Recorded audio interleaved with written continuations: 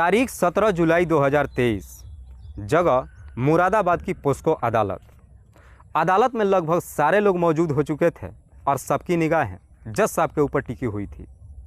हर व्यक्ति एक दूसरे से बातचीत कर रहा था कि न जाने जज साहब आज कौन सा फैसला सुनाने वाले हैं। जज साहब के सामने कटघरे में एक व्यक्ति खड़ा होता है। जज साहब उस व्यक्ति की तरफ देखते हुए अपना फैसला सुनाते हैं। जज साहब कहते हैं कि इस व्यक्ति ने ऐसी गुनाह किया है जो कतई माफ़ी के लायक नहीं है, इसलिए अदालत इस मुलजिम को 20 साल की सज़ा सुनाती है और साथ ही साथ 80,000 रुपये का जुर्माना भी लगाया जाता है। जज साहब जैसे ही अपना फैसला सुनाते हैं, पूरी अदालत तालियों की आवाज़ से गूंज उठता है। लेकिन जब यह खबर सोशल मीडिया से लेकर अखबारों के माध्यम से लोगों के सामने पहुंचता है, तो हर व्यक्ति के सामने सिर्फ एक ही सवाल होता है कि आखिरकार इस व्यक्ति ने ऐसी कौन सी गुनाह कर दिया कि जज साहब ने इसे इतनी कड़ी सज़ा सुना दिया। वाकई में दोस्तों, आज की जो कहानी है ये कहीं ना कहीं इंसानियत को भी शर्मसार कर देने वाली है। नमस्कार, आदाब, मैं हसमुद्दीन और आप देख रहे हैं सफ़र क्राइम तक। आज की जो सच्ची घटना मैं आपको सुनाने वाला हूँ, दरअसल ये घटना है उत्तर प्रदेश की। उत्तर प्रदेश का एक ज़िला पड़ता है मुरादाबाद और इसी मुरादाबाद का एक थाना पड़ता है पकबड़ा। पकबड़ा थाने के अंतर्गत एक गांव आता है रतनपुर कला और इसी रतनपुर कला गांव का रहने वाला बलबीर जिसकी उम्र है लगभग 36 साल के आसपास। बलबीर की पत्नी का नाम रीमा जिसकी उम्र है 32 साल। बलबीर के टोटल 4 बच्चे हैं, जिसमें 2 बेटियां और 2 बेटे। बलबीर के पास अच्छा खासा संपत्ति नहीं है, बल्कि ढेरों सारी ज़मीन भी है। लेकिन बलबीर के अंदर एक बहुत ही बुरी आदत होती है। शाम के वक्त जब भी घर पे आता है, अक्सर दारू शराब पी कर के ही घर पे आता है। इस कहानी की शुरुआत होती है आज से ठीक लगभग 5 साल पहले, साल 2018 में। बलबीर की पत्नी रीमा जब अपने सबसे छोटी बेटी सीमा को जन्म देती है। सीमा जैसे इस दुनिया में आती है, उसके बाद से बलबीर अपनी पत्नी की देखरेख करने के लिए अपनी बुआ की बेटी संगीता को अपने घर पे बुला लेता है।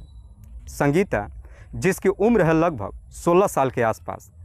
संगीता बलबीर की पत्नी की बेहतर तरीके से देखभाल करती है। लेकिन एक दिन बलबीर जब शाम के वक्त घर पे आता है, काफ़ी नशे की हालत में आता है और उसी नशे की हालत में संगीता के साथ में ज़बरदस्ती दुष्कर्म कर देता है। उस वक्त संगीता बलबीर की काफ़ी विरोध करती है, चीखती है, चिल्लाती है, लेकिन संगीता की एक भी आवाज़ बलबीर के कानों तक नहीं पहुंचती है। उसके दिमाग में इस कदर से शैतान हावी हो जाता है कि आखिरकार ज़बरदस्ती संगीता के साथ दुष्कर्म कर ही देता है। लेकिन जैसी इस बात की जानकारी बलबीर की पत्नी को जब मालूम चलता है, तो रीमा इस बात से इस कदर से नाराज़ हो जाती है कि अपने तीनों बच्चों को अपने पति के पास छोड़ देती है और अपने सबसे छोटी बेटी सीमा को साथ लेकर अपने मायके चली जाती है। इधर सीमा जब अपने मायके में चली जाती है, इस बात की जानकारी गांव वालों को भी मालूम चल जाता है। दरअसल गांव वालों को जब मालूम चलता है कि सीमा अपने पति को छोड़ करके मायके चली गई है, गांव वालों को जब ये मालूम चलता है कि बलबीर ने अपनी बुआ की बेटी संगीता के साथ ही ज़बरदस्ती कर दिया है, इस बात से गांव वाले इस कदर से नाराज़ हो जाते हैं कि बलबीर का हुक्का पानी बंद कर देते हैं। इधर रीमा जब अपने मायके में चली जाती है, तो अपने पति से इस कदर से नाराज़ हो जाती है कि दोबारा उसे कभी कांटेक्ट ही नहीं करती है।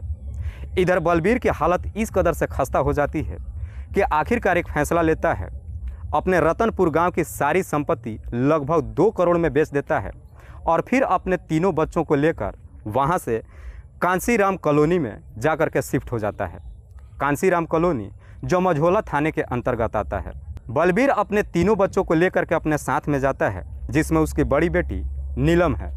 नीलम जिसकी उम्र है लगभग 11 साल। कांसीराम कॉलोनी में जाकर के एक मकान खरीद करके बलबीर अपने बच्चों के साथ रहने लगता है। उसके बाद से बलबीर अपनी पत्नी से कई बार कांटेक्ट करने की कोशिश करता है, लेकिन रीमा उसे कोई जवाब ही नहीं देती है। इसलिए बलबीर भी अपनी पत्नी को लेकर के काफ़ी परेशान रहने लगता है। पहले से तो शराब पी ही रहा था, अब और भी काफ़ी मात्रा में शराब पीने लगता है। एक दिन बलबीर जब फिर से नशे के हालत में घर पे पहुंचता है, बलबीर के दिमाग में इस कदर से शैतान हावी हो जाता है कि उसे अपनी 11 साल की बेटी भी नहीं दिखाई देती है, बल्कि बलबीर अपनी 11 साल की बेटी नीलम को भी नहीं छोड़ता है। नीलम के साथ ज़बरदस्ती कर देता है। जब अपनी बेटी के साथ में ज़बरदस्ती करता है तो नीलम भी इसका काफ़ी विरोध करती है। लेकिन बलबीर के दिमाग में इस कदर से शैतान हावी हो जाता है कि उसे अपनी बेटी की आवाज़ उसके कानों तक सुनाई ही नहीं देता है। उस दिन तो बलबीर अपनी बेटी के साथ नशे की हालत में करता है, लेकिन उसके बाद से बलबीर की यह आदत बन जाती है। उसके बाद से बलबीर जब भी घर पे आता है अपनी बेटी के साथ ये काम अक्सर दोहराना शुरू कर देता है, जिसको लेकर नीलम भी काफ़ी परेशान हो जाती है। नीलम अपने पिता का विरोध तो करती है, लेकिन बलबीर अपनी बेटी की एक भी आवाज़ नहीं सुनता है। इस वजह से नीलम इस कदर से परेशान हो जाती है कि एक दिन अपने पिता से कहती है कि मुझे मेरी माँ के पास पहुँचा दो। नीलम जैसी इस तरह की बातें अपने पिता से कहती है तो बलबीर उसे धमकाते हुए कहता है कि मैं तुम्हें कभी भी तुम्हारे माँ के पास नहीं लेकर के जाऊँगा और तुम्हें मेरे पास ऐसे ही रहना पड़ेगा। उसके बाद से बलबीर जब भी नशे के हालत में आता है, अपनी बेटी के साथ जब इस तरह की हरकत करता है, आखिरकार नीलम बर्दाश्त तो करना शुरू कर देती है, लेकिन बर्दाश्त करते करते एक दिन उसका सब्र का बांध टूट जाता है। एक दिन जब बलबीर फिर से अपनी बेटी के साथ में यही कृत्य करता है तो नीलम उससे गुस्से में आकर के कहती है कि आइंदा से अब अगर तुमने मेरे साथ इस तरह की हरकत किया तो मैं इस इलाके में हंगामा मचा दूंगी। नीलम जैसी इस तरह की बातें अपने पिता को धमकी देती है तो बलबीर भी अपनी बेटी को धमकी देते हुए कहता है कि अगर ये बात तुमने किसी से बताया तो याद रखना मैं तुम्हारे दोनों भाइयों की हत्या कर दूंगा। अपने दोनों बेटों को मारने की धमकी तो देता है, लेकिन इसके बावजूद भी इस धमकी से नीलम नहीं डरती है, बल्कि नीलम अपने जिद पर उतर जाती है। नीलम जब अपने जिद पर उतर जाती है तो आखिरकार बलबीर भी अब नीलम से डर जाता है। दरअसल बलबीर को लगता है कि अगर नीलम ने वाकई में लोगों से बता दिया, अगर ये बात पुलिस को मालूम चल गया तो उसे जेल जाना पड़ेगा। इसलिए बलबीर अब नीलम से कहता है कि ठीक है, मैं तुम्हें तुम्हारे माँ के पास तो छोड़ दूंगा, लेकिन याद रखना अगर इस बारे में तुमने अपनी माँ से कुछ भी बताया तो मैं तुम्हारे भाइयों को नहीं छोड़ूंगा। नीलम अपने पिता के सामने अपना हाथ जोड़ लेती है और रोते हुए कहती है कि मैं इस बारे में किसी को कुछ भी नहीं बताऊंगी, पर प्लीज़ मुझे मेरे माँ के पास पहुँचा दो। आखिरकार फरवरी 2018 में बलबीर अपनी बेटी नीलम को लेकर के अपने ससुराल के गांव में जाता है और गांव में ही छोड़ करके वापस चला आता है। उसके बाद से नीलम जब अपने माँ के पास पहुंचती है, रीमा जब अपने सामने अपनी बेटी नीलम को देखती है तो उसे देखकर काफ़ी खुश होती है। दरअसल तब तक रीमा भी अपने पति की गलतियों को लगभग माफ़ कर चुकी थी। रीमा अपनी बेटी से अपने पति के बारे में पूछताछ करती है कि तुम्हारे पापा कैसे हैं। इस पर नीलम अपनी माँ से कहती है कि दरअसल उन्होंने रतनपुर गांव से अपनी सारी प्रॉपर्टी 2 करोड़ में बेच दिया है और उसके बाद से काशीपुर इलाके में आकर अपने दोनों बेटों के साथ रह रहे हैं। उसके बाद से नीलम अपने माँ के साथ रहने लगती है। देखते ही देखते लगभग 6 महीने का समय गुजर जाता है, लेकिन नीलम इस बारे में अपनी माँ से कुछ भी नहीं बताती है।